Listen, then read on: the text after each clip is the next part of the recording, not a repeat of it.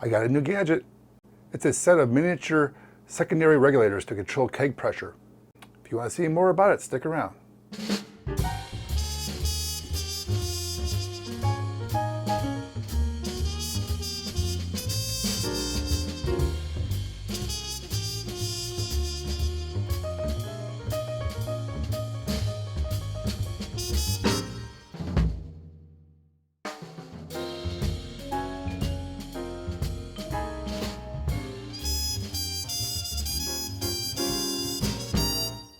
I picked up this Gov Reg homebrewing starter kit a couple months back. Soon after I got my new 3-tap kegerator. I upgraded from a 1-tap kegerator to a 3-tap one. And my old one had a secondary regulator in it to control 2 kegs. And it was a full-size regulator and it ate up a lot of space. Now I wanted something more compact, and I did my research online and I came across Gov Reg here. They make these miniature pressure regulators, and this box here is actually a spare one. This kit comes with 2. In fact, I'll open it up for you now. So some instructions here to come with it, and this big piece is the adjuster tool, but the regulators would fit in these little slots in here. So this kit came with 2 by default. Just like I said, I got 3 kegs, 3 taps, so I had to buy a 3rd one. And you can buy them separately as well. And they're all in use. So this box is empty, this is empty. They're all inside my kegerator right now in use. And the advantage of having having these miniature secondary regulators is that you can control the keg pressure independently of your primary CO2 pressure in your tank. So I can have like a lightly carbonated brown ale, highly carbonated Hefeweizen, and an average carbonated lager or some other ale of some sort, right, at 3 different pressures. So they're all in use right now in my kegerator. And I also get with this kit the adjuster tool. You cannot adjust the pressure without this tool. This is a pretty cool little gadget here. Let me see if I can get it in view there. It's got a pressure gauge that's fluid filled, so it's pretty accurate. It's got this little pressure tool in here that inserts with these pins on them that connect to the regulators, and you can adjust the pressure by turning this knob back and forth, or raise it and lower it, and you can even zero it with this little button here.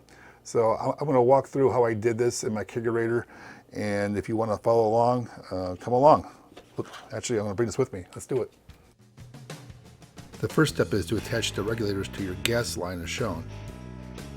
I have 3 here. Take the adjustment tool, push in the plunger to expose the shaft, slide the rubber washer on top of the shaft, expose the 2 pins on the end, and line them with the holes on the regulator. Take the nut and screw it down. You could even use a wrench to snug it up. Then turn on your gas. Watch the gauge bump up like that. When you're ready, test the gauge by pressing the 0 function there. It'll bounce back to the current pressure in the keg. To adjust it, you push the plunger in on the adjustment tool and you turn the knob clockwise to raise it, counterclockwise to lower it. And when it's where you want it to be, you push the plunger to 0 it and let it bounce back up a couple times even to make sure it stabilizes at the right pressure that you wanted it to. And if not, you can just continue to push in the plunger and adjust it up or down to where you want it to be, and retest it again by pressing the button and watching the needle bounce back to where it will stop at, and that's the pressure that it's currently set to. To remove the tool, first disconnect the gas, then reverse the nut to disconnect it. Just be sure that you don't lose that rubber washer because you'll need it later. To reassemble, take that rubber washer, put it inside the nut, take your gas quick disconnect with the adapter screwed onto it, as you can see here, that came with the kit, and you can screw down the nut and snug it up really good. Don't want any gas leaking out. Then I hook them up to my kegs. You can see how cramped space is in a kegerator. There's no way 3 full-size secondary regulators would actually fit in here. It's time to test it out. Let's pour up a beer.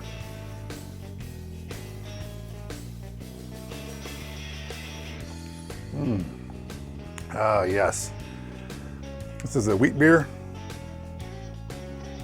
At just the right pressure I wanted to serve it at, thanks to that secondary regulator.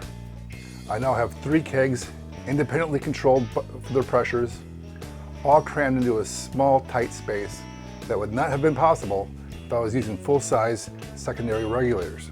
I'm glad I found these things. They solved a problem for me. So cheers, y'all.